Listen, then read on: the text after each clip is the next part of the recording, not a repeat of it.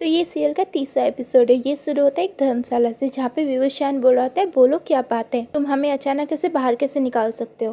तो यहाँ का सेवक बोलता है, इसमें मेरी कोई गलती नहीं है। आज अचानक कुछ अमीर लोग यहाँ आए, उन्होंने पूरी धर्मशाला किराए पे ले ली और उन्होंने अपने लोगों को छोड़ के बाकी सबको बाहर निकाल दिया। तो बेहतर होगा आप लोग कहीं और चले जाएं। तभी यहाँ पे दो लड़कियाँ आती है। तो ये सेवक उन लड़कियों से कहता है, जैसा आप चाहती थी वैसे सारे कमरे तैयार हैं और हमने सारे मेहमानों को भी बाहर निकाल दिया। इसके बाद लड़की बोलती है, ये इत्र का बक्सा लो, इसे चलते जान के कमरे में रख दो, इसकी औषधि गुणों की वजह से मच्छर परेशान नहीं करेंगे। तभी वो दूसरी लड़की बोलती है, म्यान म्यान तुम सबका कितना ख्याल रखते हो, तभी वो तुम्हें पसंद करता है। फिर म्यान बोलती है, ये सब तुम क्या बोल रही हो। फिर वो दूसरी लड़की सेवक से बोलती है, देखो तुम चौकन्ना रहना, हमारे मालिक को जरा भी तकलीफ नहीं होनी चाहिए। फिर सेवक बोलता है, आप चिंता मत कीजिए, मैं पूरा ख्याल रखूंगा। इसके बाद म्यान बोलती है, चलो चल के कमरा देख लेते हैं। और इसके बाद ये तीनों यहाँ से कमरा देखने चले जाते हैं। इनके जाने के बाद चेंग शेंग कहता है, लगता है लैंडलिंग के जिन परिवार से हैं, ये भी सीखने के लिए आए होंगे। पक्का ये यहाँ पे रुके हैं, लेकिन इतने कम लोग होने के बावजूद भी इन्होंने सारे कमरे ले लिए और हमें बाहर निकाल दिया। इस वक्त एक भी धर्मशाला खाली नहीं है, हम लोग कहाँ जाएंगे। दूसरे सीन में हम देखते हैं, म्यान हर कमरे में इत्र की थैली रख रहे होते, तभी यहाँ इनसे मिलने के लिए विवस्वान आता है। विवस्वान कहता है, म्यान म्यान क्या मुझे एक इत्र की थैली मिल सकती है।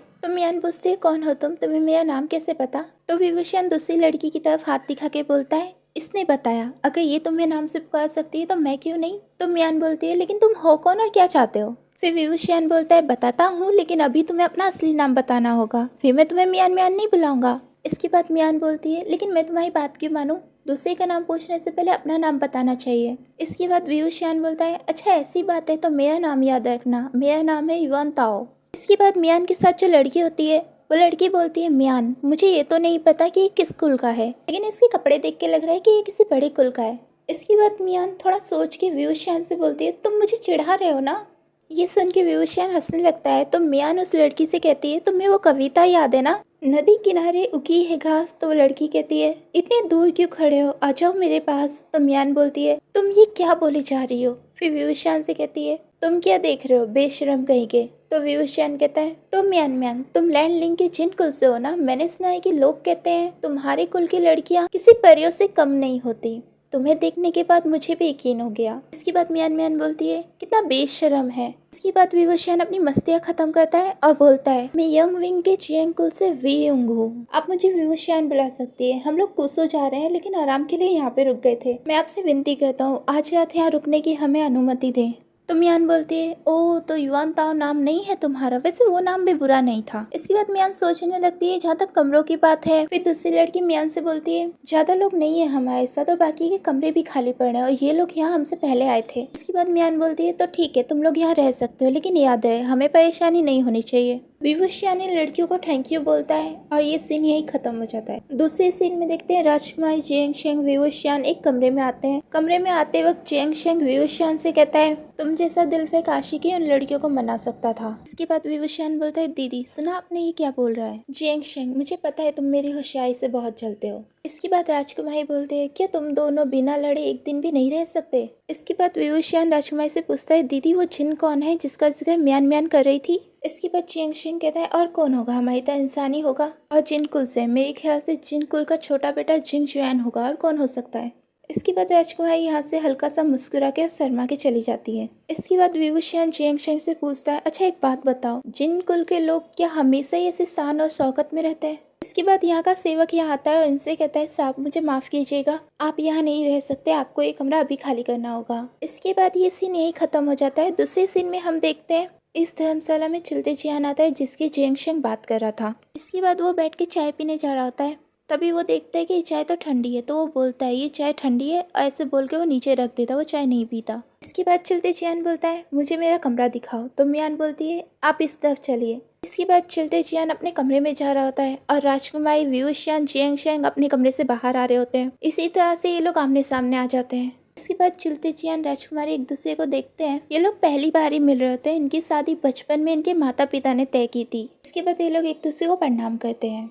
तभी जियांग शेंग चलते जियान से पूछता है, क्या आप भी लैंडलिंग से शिक्षा लेने कुसू जा रहे हैं। तभी चलते जियान का एक सेवक बोलता है, जरा तमीज से, हमारे मालिक से कोई इस तरह से बात नहीं करता। तो चलते जियान बोलता है, जरा रुको। जियांग शेंग से पूछता है, क्या तुम भी यहीं रुके हो। तो जियांग शेंग कहता है, हाँ, हम यहाँ आराम करना चाहते हैं। इसके बाद चलते जैन का सेवक बोलता है, लेकिन बदकिस्मती से इस धर्मशाला के सारे कमरे हमारे मालिक ने किराए पे लिए हैं, इसलिए तुम लोगों को कहीं और जाना होगा। इसके बाद विवस्वान बोलता है, लेकिन यहाँ हम पहले आए थे। तो चलते जैन का सेवक बोलता है, तो क्या हो गया, तुम्हें जाके यहाँ के मालिक से बात करनी चाहिए। हमारे मालिक यूं ही किसी के साथ एक छत के नीचे नहीं रहते। राजकुमारी इनकी बातें सुन रही होती है। राजकुमारी को ये बात अच्छी नहीं लगती, वो मन ही मन नाराज हो जाती है। इसके बाद विवस्वान बोलता है, जहाँ तक व्याख्यान की बात है तो वहाँ पे हर कुल के चुनिंदा लोग हिस्सा ले सकते हैं, लेकिन आप अपने साथ पूरा कबीला लेकर आए हैं, ये दिखावा किस लिए। इसके बाद चलते जैन का सेवक बोलता है, हम छोटे सरगाई के सेवक है, समझ गए। इसके बाद विवस्वान बोलता है, इसका मतलब हमने जो सुना था वो बिल्कुल सच है। इसके बाद विवस्वान चलते जैन के पास जाके बोलता है, मैंने सुना है लैंड कबीला बहुत अनुशासन और सख्त है, लेकिन चलते जैन अपने साथ इतने सेवक लेकर जा रहे हैं, मुझे डर है कि इनके होते हुए कहीं आपको अपनी गर्दन न झुकानी पड़ जाए। इसके बाद राजकुमारी बोलते विवस्वान, तो विवस्वान बोलता है, दीदी मैं तो बस इन्हें प्यार से समझा रहा था। इसके बाद चलते जैन का सेवक गुस्सा करते हुए बोलता है, तुमने हमारे मालिक का अपमान किया, क्या जैन कुल के यही संस्कार है। तो विवस्वान बोलता है, मैंने कब अपमान किया, बताइए मुझे। हिम्मत है तो मेरा मुकाबला कीजिए, लेकिन मेरे कबीले को बीच में लाने की कोई जरूरत नहीं है। इसके बाद राजकुमारी को बहुत दुख पहुंचता है, लेकिन वो कुछ बोलती नहीं है। वो विवस्वान और जियांगशेंग से कहते हैं, जाके अपना सामान बांधो, हम कहीं और चलते हैं। इसके बाद राजकुमारी अपना सामान बांधती है और यहाँ से जाने लगती है। तभी सामने से चलते जियान आ जाते हैं और राजकुमारी चौंक जाती है। तभी चलते जियान का सेवक भागता हुआ आता है, कहता है, मालिक ये आपका कमरा नहीं है। इसके बाद चलते जियान राजकुमारी से बोलता है, मुझे माफ कीजिएगा मिस जियांग, मैं गलती से यहाँ गया। तभी यहाँ विवस्वान आ जाता है, बोलता है, माफी मांगने का नाटक क्यों कर रहे हो, अब तो सारे कमरे तुम्हारे हैं ना। इसके बाद चलते जियान यहाँ से जाने लगता है। तो विवस्वान कहता है, मैंने आज तक जिन कुल की तहजीब की तारीफ बहुत सुनी थी, लेकिन आज तो सच पता चल गया। ये सुनने के बाद चलते जियान अपने कपड़े झटक कर और गुस्से से यहाँ से बाहर चला जाता है। इन सब बातों से राजकुमारी बहुत उदास हो जाती है। राजकुमारी को उदास देख विवस्वान भी उदास हो जाता है। इसके बाद ये लोग यहाँ से बाहर चले जाते हैं, लेकिन निमंत्रण कार्ड अपने यहीं भूल जाते हैं। इसके बाद ये तीनों भाई बहन बाहर आते हैं। राजकुमारी आगे निकल जाती है। ये दोनों भाई यहाँ खड़े होकर चलते जैन की बुराई करने लगते हैं। पहले जियांगशेंग कहता है, ये जिंजीजुआन आखिर खुद को समझता क्या है। इसके बाद विवस्वान बोलता है, उसे क्या लगता है इस सराय का मालिक वो है, मुझे तो एक शराब का प्याला भी नसीब नहीं हुआ। तो जियांगशेंग कहता है, हमारा रहने का ठिकाना नहीं है और तुम्हें शराब की पड़ी है, देख नहीं रहे दीदी कितनी उदास हो गई है। इसके बाद विवस्वान जियांगशेंग से कहता है, पता नहीं जियांग चाचा ने इसमें क्या देख लिया होगा, उन्होंने दीदी की शादी इस नमूने से क्यों तय की होगी। इसका मतलब जियांगशेंग को भी पता नहीं होता। इसे दोनों अपने कंधे ऊपर करते हैं और ये सीन यही खत्म हो जाता है। दूसरे सीन में हम देखते हैं ये लैंड कबीले पहुंचते हैं। यहाँ आके इन्हें पता चलता है ये अपने निमंत्रण कार्ड वहीं भूल आए हैं। बिना निमंत्रण कार्ड दरबारी इन्हें अंदर नहीं जाने दे रहा होता है। तो विवस्वान कहता है, देखो दोस्त, मैं 1000 बार तुमसे ये कह चुका हूँ, हमारे निमंत्रण पत्र कहीं खो गए गलती से। हमने जानबूझ के तो नहीं खोए ना, चाहो तो ये किसी से भी पूछ सकते हो, मैं तुमसे झूठ क्यों कहूँगा। इसके बाद दरबारी बोलता है, देखिए बिना निमंत्रण कार्ड के मैं आपकी पहचान नहीं कर सकता। फिर विवस्वान बोलता है, देखो सूरज ढलने वाला है, तुम हमें रास्ते पे तो नहीं सोने दोगे ना। अच्छा एक काम करो, तुम जाके अपने मुखिया को बुला लाओ, वो मेरी दीदी को जानते हैं, उन्हें देखते ही उन्हें पता चल जाएगा हम झूठ नहीं बोल रहे हैं। इसके बाद दरबारी कहता है, तो ठीक है, सूरज ढलने तक आप यहीं इंतजार कीजिए, मैं फिर उन्हें ले आऊंगा। तो विवस्वान को गुस्सा आ रहा होता है। तो विवस्वान कहता है, सूरज ढलने तक और कितना इंतजार करवाएंगे आप हमें। इसके बाद राजकुमारी कहती है, विवस्वान खुद पे काबू रखो। विवस्वान कहता है, लेकिन दीदी। तो राजकुमारी कहती है, पिताजी ने कहा था चाहे जो हो जाए लेकिन तमीज से पेश आना, हम यहीं रुकेंगे और इंतजार करेंगे। तभी यहाँ लैंसन की एंट्री होती है। वाइट कपड़े, हाथ में तलवार, माथे पे तावीज। यहाँ पे जितने भी खड़े होते हैं सब लैंसन को देख रहे होते हैं। लैंसन दरबारी से पूछता है, यहाँ क्या चल रहा है। तभी जियांगशेंग विवस्वान से कहता है, वी ये लैन का दूसरा बेटा लैन वांगजी होगा, लैन के जुड़वा भाइयों में से एक। तभी विवस्वान कहता है, ये हमें अंदर ले जा सकता है। इसके बाद यहाँ पे कुछ लोग एक लाश लेकर आते हैं। वो लाश नहीं होती, जिंदा इंसान ही होता है। विवस्वान से गौर से देखता है। तभी लैंसन अपने दरबारी से कहता है, इसे अंदर ले जाओ। जियांगशेंग पूछता है, इसकी हालत किसने की होगी। तो विवस्वान कहता है, पता नहीं, जिंदा ही लग रहा था, लगता है किसी ने जादू टोना किया है। तो जियांगशेंग कहता है, काला जादू। इसके बाद जो लैंसन यहाँ से जा रहा था वो विवस्वान की ये बात सुन के विवस्वान को पलट के देखने लगता है। तभी जियांगशेंग आगे आता है और अपना और अपने भाई बहनों का नाम बताता है और कहता है, हमने आपका बहुत नाम सुना है। इतना कहने के बाद ये लोग एक दूसरे को प्रणाम करते हैं। इसके बाद कहता है, सरदार हमारे निमंत्रण पत्र कहीं खो गए, हम यहाँ रात नहीं गुजार सकते, कृपया हमें अंदर प्रवेश दे। तो लैंसन कहता है, अगर निमंत्रण पत्र नहीं तो अंदर प्रवेश नहीं। इसके बाद विवस्वान कहता है, देखिए हम यंग मिन से इतनी दूर आए हैं, हम इतना लंबा सफर करके सूरज ढलने से पहले यहाँ तक पहुँचे हैं, एक निमंत्रण कार्ड ना होने की वजह से आप हमें रोक रहे हैं। क्या आप इसी तरह मेहमानों का स्वागत करते हैं? तो लैंसन बोलता है निमंत्रण पत्र के बिना अंदर प्रवेश नहीं मिलेगा। तो विवस्वान बोलता है हमारा यकीन कीजिए, गलती से पतक हो गया, हम झूठ नहीं बोल रहे हैं, कृपया हमें अंदर जाने दीजिए। तो लैंसन सख्त आवाज में कहता है तो जाओ उसे ढूंढो और वापसी आओ। तो विवस्वान कहता है ये तो जाती है, शाम बस होने ही वाली है, हम उस शहर से 20 मील दूर है और आप हमें वापसी जाने के लिए कह रहे हैं। इसके बाद लैंसन यहाँ से जाने लगता है। तो विवस्वान कहता है तुम सुन रहे हो ना, हम कहीं नहीं जाने वाले, हम यहीं रुक के इंतजार करेंगे। तभी विवस्वान का मुंह बंद हो जाता है। लैंसन अपनी शक्तियों की मदद से विवस्वान का मुंह बंद कर देता है। इसके बाद यहाँ का दरबारी बोलता है सरकार ने आपकी बोलती बंद कर दी है, अब सिर्फ वही आपकी आवाज लौटा सकते हैं। कुछ देर बाद इसका जादू अपने आप खत्म हो जाएगा। इसके बाद ये सीन यहाँ से खत्म हो जाता है और यहाँ पे रात हो जाती है। राजकुमारी एक जगह चुपचाप खड़ी होती है। तभी जियांग उनके पास आता है और उन्हें गर्म कपड़ा उड़ाता है। कहता है विवस्वान धर्मशाला गया है निमंत्रण पत्र लेने, आप चिंता मत कीजिए। तो राजकुमारी कहती है मुझे उसकी चिंता नहीं है। तो जियांग को ऐसा लगता है कि उसकी दीदी चलते जियान की चिंता कर रही है, बट ऐसा नहीं होता है। राजकुमारी कहती है मुझे डर है कि चलते जियान और विवस्वान में कहीं कोई कहा सुनी ना हो जाए। जियांग कहता है जब तक जिजुआन अपना मुंह नहीं खोलेगा तब तक इसका किसी के साथ झगड़ा नहीं होगा। मुझे लगता है विवस्वान उस म्यान से बात कर रहा होगा, या जो भी उसका नाम है। राजकुमारी कहती है तुम तो जानते हो विवस्वान हर बात दिल पे ले लेता है, खासकर जरूरी मसले। इसके बाद यहाँ लैंसन आ जाता है। तो राजकुमारी कहती है लैन आप यहाँ। लैंसन इन सबको यहाँ से अंदर ले जाता है। इसके तुरंत बाद ही यहाँ विवस्वान आ जाता है। देखता है यहाँ पे कोई भी नहीं है तो वो राजकुमारी और जियांग को पुकारने लगता है। वो भी नहीं होते तो बाद में उसे दरवाजा दिखता है अंदर जाने का मार्ग। तो वो वहाँ जाता है। वहाँ जाके देखता है कि वहाँ पे दरबारी भी नहीं होते। तो वो कहता है सब लोग कहाँ चले गए। इतना कहने के बाद वो इधर उधर देखता है, फिर वो हल्का सा मुस्कुराता है और सीधा अंदर जाने लगता है। लेकिन वहाँ सुरक्षा कवच लगा होता है। विवस्वान को ये पता नहीं होता। विवस्वान सीधा जा रहा होता है और उससे टकरा जाता है। उससे टकराने के बाद उसका सर एकदम से चकरा जाता है। तो वो हाथ मार के चेक करने लगता है तो उसे पता चलता है यहाँ पे सुरक्षा कवच लगा है। इसके बाद विवस्वान अपने जादुई मंत्रों की मदद से वो कवच तोड़ देता है और फिर बहुत अकड़ से उस दरवाजे को पार कर जाता है। उस दरवाजे के पार जाने के बाद कहता है कोई मामूली जादू मुझे नहीं रोक सकता। इसके बाद हम देखते हैं विवस्वान एक छत चढ़ के अंदर आ जाता है। फिर वो देखता है कि सामने लैंसन खड़ा है। उसे देख के वो डर जाता है। इसके बाद हंसते हुए बोलता है क्या इत्तेफाक है ना, हम दोबारा मिल गए। लैंसन सिर्फ चुपचाप उसे देख रहा होता, वो जवाब नहीं देता। तो विवस्वान कहता है वैसे आप इतनी रात को यहाँ कैसे, नींद नहीं आ रही है क्या? लैंसन फिर इसकी बात का जवाब नहीं देता, वो इसे घूरे जा रहा होता है। तो विवस्वान कहता है देखो लैन, मैं यहाँ अपनी दीदी से मिलने के लिए आया हूँ और मेरे पास निमंत्रण पत्र भी है, मैं दिखाता हूँ आपको। तब लैंसन बोलता है तुम बिन बुलाए अंदर आए हो, तुमने नियम तोड़ा है। जो यहाँ रात को आता है उसे सुबह तक यहाँ इंतजार करना होता है। तुमने 2 नियम तोड़े हैं, एक तो तुम बिन बुलाए अंदर आए हो और साथ ही शराब भी साथ लेकर आए हो, तुम्हें इसकी सजा मिलेगी। इसके बाद विवस्वान बोलता है देखिए मैं पहली बार आपके गुरुकुल आया हूँ, मुझे यहाँ के नियमों की कोई जानकारी नहीं है। मैं आपसे वादा करता हूँ आइंदा ऐसा नहीं होगा। वैसे भी दीदी और भाई को ढूंढने की हड़बड़ी में ये सब हो गया, बस आप मुझे एक बार जाने दीजिए, बस एक बार। इतना बोलने के बाद विवस्वान यहाँ से उठ के जाने लगता है। तभी लैंसन तलवार से उसका रास्ता रोकता है। तो विवस्वान कहता है इसमें बहुत अच्छी शराब है, मटकी भी आप ही रख लीजिए और मुझे यहाँ से जाने दीजिए। तो लैंसन कहता है मुझे रिश्वत देने की कोशिश, तीसरा गुनाह। इसके बाद विवस्वान बोलता है अच्छा एक बात बताइए, क्या आप इसी तरह से सारे नियमों का पालन करते हैं? आपने शाम को भी मेरा मुंह बेवजह बंद कर दिया था, इसलिए अब मुझे जाने दो, समझे? इसके बाद इन दोनों में लड़ाई होने लगती है। विवस्वान लैंसन दोनों ही तलवारबाजी में माहिर है। लड़ते हुए विवस्वान मन में सोचता है मैंने सोचा नहीं था कि मार्शल आर्ट में इतना माहिर होगा। फिर लैंसन से कहता है मैं आज थक गया हूँ, हम फिर कभी लड़ेंगे। इतना कहने के बाद ये यहाँ से निकल रहा होता है, लेकिन लैंसन इसके साथ फिर लड़ता है। लेकिन इनकी लड़ाई में विवस्वान के शराब की मटकी की डोर कट जाती है और वो नीचे गिरने लगती है। विवस्वान एक मटकी को हाथ में कैच कर लेता है, दूसरी मटकी को वो तलवार पे रोकने की कोशिश करता है, लेकिन वो रुकती नहीं है, नीचे गिर के टूट जाती है। तो विवस्वान को बहुत गुस्सा आता है। तो लैंसन से कहता है लैंसन ये तुमने अच्छा नहीं किया। तभी लैंसन नीचे उतर के आता है। विवस्वान से कहता है पीछे मुड़ के देखो। तो विवस्वान पीछे मुड़ के देखता है तो एक पत्थर पे कई सारे नियम लिखे होते हैं। तो विवस्वान उस पत्थर को देख के कहता है ये क्या है? तो लैंसन कहता है ये हमारे कबीले के नियम है। तो विवस्वान कहता है इतने सारे? तो लैंसन कहता है इसे नीचे रख दो, तुम यहाँ पढ़ने के लिए आए हो तो खुद ही देख लो तुमने कितने नियम तोड़े हैं। विवस्वान कहता है देखो मैं बहुत खुशकिस्मत हूँ जो तुम्हारे इस कर्मठ और सख्त कुल में पैदा नहीं हुआ। इतना कहने के बाद विवस्वान मुस्कुरा के हवा में उड़ के छत पे चला जाता है। फिर छत पे बैठ के बोलता है क्राउड रेसेस में शराब पीना मना है, लेकिन मैं बाहर रुक के यहाँ बैठ के तो पी सकता हूँ, आपको कोई तकलीफ तो नहीं होगी ना?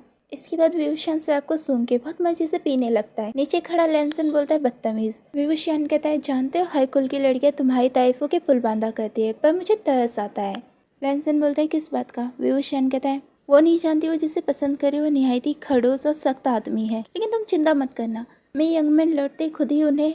इतना सुनने के बाद ही लैंसन इसका मुंह बंद कर देता है अपनी जादुई शक्ति की मदद से। तो विभूषण झटपटाता हुआ नीचे उतर के आता है और ये सीन यही खत्म हो जाता है। दूसरे सीन में हम देखते हैं लैंसन अपने भाई और चाचा के सामने ले जाके विभूषण को पटक देता है। तो लैंसन का भाई कहता है विभूषण से, वी हमारा क्राउड तुम्हारे कबीले जैसा नहीं है, हमारे अपने ही कुछ नियम होते हैं, लेकिन तुम यहाँ पे नए हो इसलिए मैं तुम्हें दोष नहीं दूंगा, लेकिन हम ये भी नहीं भूल सकते कि तुमने यहाँ के नियम तोड़े हैं, इससे सजा तो तुम्हें मिलेगी, लेकिन क्या सजा मिलेगी ये लैंडवांग जी तुम बताओगे। लैंसन कहता है 300 बार यहाँ के नियम लिखो। तो विभूषण बोलने की कोशिश कर रहा होता है लेकिन वो बोल नहीं पा रहा होता है। तो लैंसन का भाई इसका जादू हटाने के लिए कहता है तो लैंसन हटा देता है। विभूषण का मुंह खुलते विभूषण बोलने लगता है, जीबूसुन मेरी बात सुनिए, इन्होंने जो कुछ भी कहा सब झूठ है, ये तो खड़ूस इनसे कुछ भी पूछे जवाब ही नहीं देते, मैं बताता हूँ सच क्या है। विभूषण बोलता है, जब मैं और मेरे साथी यहाँ पहुंचे क्राउडिस के द्वार पर तब हमें पता चला हमारे निमंत्रण कार्ड कहीं खो गए हैं, लेकिन इसमें हमारी गलती नहीं है, ये सब उस नच चढ़े जिन जवान की वजह से हुआ था,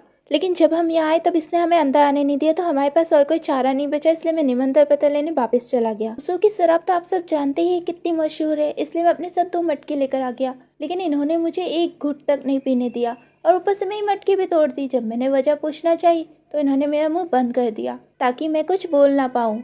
फिर लैंसन का बड़ा भाई बोलता है, चिल डेवी, तुमने हमारे यहाँ के कई सारे नियम तोड़े, इससे तुम वांगची को दोष नहीं दे सकते। और एक बात, तुम्हारी दीदी और साथियों को प्रवेश मिला क्योंकि वांगची ने उनकी तरफदारी की थी। विभूषण पूछता है कि मेरी दीदी यहाँ पे है, क्या ये उन्हें यहाँ लाया था? तो लैंसन का भाई कहता है हाँ। इसके बाद विभूषण लैंसन के पास जाते हुए कहता है, तुम जितने खड़ूस दिखते हो उतने हो नहीं, तुमने मुझे पहले क्यों नहीं बताया? तुम्हारे साथ बदतमीजी करने के लिए मैं माफी चाहता हूँ। लैंसन का भाई कहता है, देखो चिलडेवी, अब तुम जाओ आराम करो। तभी विभूषण की नजर उस मूर्ति पे पड़ती है जो कि जिंदा होता है। विभूषण कहता है, जीबूसुन, क्या ये मर चुके हैं? इनकी लाश को ढक के क्यों रखा है? लैंसन का भाई बोलता है, क्या कहा तुमने? विभूषण कहता है, क्यों कुछ गलत कहा क्या मैंने? क्योंकि दोपहर में प्रवेश द्वार पे जब देखा था इन्हें तब तो ये जिंदा थे। ये सुनते ही ये लोग सब शॉर्ट हो जाते हैं और ये सीन यही खत्म हो जाता है। दूसरी सीन में हम एक कबीला देखते हैं जिसका नाम होता है वेंग कबीला। यहाँ पे एक लड़की है वेंकी। वेंकी के पूरे गांव वालों को इस विलन ने कैद कर रखा है। वेंकी अपने गांव वालों को अपना पूरा परिवार मानती है, इसलिए अपने परिवार को बचाने के लिए वेंकी इस विलन के सारे हुक्म मानती है। ये विलन कहता है, मैंने अभी जो कुछ भी कहा तुम समझ गई ना? वेंकी कहती है, जी सरदार, मैं समझ गई। विलन बोलता है, मैं तुम्हारे साथ वेंग चाओ को भेज रहा हूँ, वो तुम्हें क्राउड पहुंचा देगा, उसके बाद जो करना है तुम्हें करना है। एक बात याद रखना, हिंगलोहा वैसे ही दिखता है जैसे दफन पर्वत पे है, तुम उसे देखते ही पहचान लोगी, उसे ढूंढो और यहाँ लेकर आओ। वेंकी अपने साथ अपने भाई को ले जाने की इजाजत मांगती है। विलन कहता है, तुम्हें क्या लगता है यहाँ पे हम उसका ख्याल नहीं रखेंगे? वेंकी कहती है, नहीं सरदार, ऐसा नहीं है। विलन कहता है, ठीक है, तुम उसे अपने साथ ले जा सकती हो। विलन कहता है, तुम्हें कल निकलना है, अब जा सकती हो। वेंकी कहती है, समझ गई। इसके बाद वेंकी यहाँ से चली जाती है। ये सीन यही खत्म हो जाता है। दूसरे सीन में हम वही कमरा देखते हैं जहाँ पे विभूषण और लैंसन होते हैं। इस कमरे की ये लोग सारी मोमबत्तियां बुझा देते हैं। तभी यहाँ पे तेज हवाएं चलने लगती है। ये लोग इधर उधर देखते हैं, तभी वो मुर्दा उठ के एकदम सीधा बैठ जाता है। विभूषण उस मुर्दे के करीब जाके देखता है तो वो मुर्दा अचानक से अपनी आँख खोल लेता है। विभूषण कहता है, देखा आपने, ये मुर्दा लगता भी और है भी, लेकिन अभी भी इसका शरीर इस आत्मा की कैद में है, इसलिए हम इसे मुर्दा तो नहीं कह सकते। विभूषण कहते हैं, शायद इसकी आत्मा नहीं है। लैंसन कहता है, आत्मा की चोरी? लैंसन के चाचा कहते हैं, कठपुतली है। विभूषण कहता है, हाँ, ये कठपुतली की तरह है, वो लोग इससे कुछ भी करा सकते हैं। इसके बाद हम दूसरे सीन में लैंसन को बाहर खड़ा देखते हैं। यहाँ पे लैंसन का बड़ा भाई आता है। लैंसन उन्हें प्रणाम करता है। लैंसन का भाई पूछता है, वांग जी किसके बारे में सोच रहे हो? लैंसन कहता है, उस आदमी के जिसकी लाश अभी अंदर पड़ी है। लैंसन का भाई बोलता है, मेरी अभी चाचा से बात हुई है, हम यकीन से तो नहीं कह सकते, लेकिन लगता है काले जादू की वजह से ही इसकी मौत हुई है। अगर ये सच है तो वो लोग जरूर कोई योजना बना रहे हैं। मुझे तो ये भी लगता है किसानों का चोरी होना तो बस शुरुआत है। लैंसन कहता है, तो हम क्या करेंगे बड़े भाई? लैंसन का भाई कहता है, इस वक्त तो हमें आसपास इलाकों में छानबीन करनी होगी। लैंसन का भाई बोलता है, खैर छोड़ो, मैं कुछ ज्यादा ही सोच रहा हूँ। लैंडवांग जी, तुम्हें जाके लापता किसानों की खोज करनी होगी, लेकिन याद रखना कोई खता मोल मत लेना।